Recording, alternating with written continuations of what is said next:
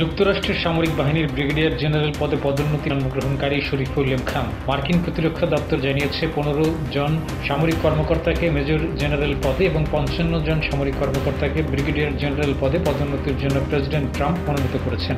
20 August নতুন পদে Shariful M খানের অভিষেক অনুষ্ঠান হয়েছে।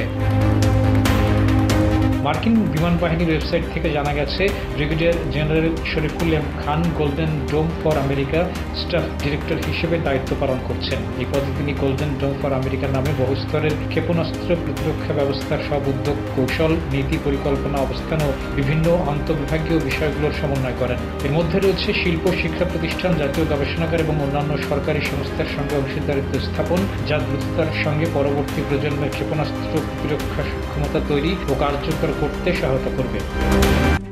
RICL TMX, যুগের পর যুগ স্থাপনা থাকে মজবুত। শরীফুল এম খান 1997 সালে United states air force academy থেকে কমিশন লাভ করেন।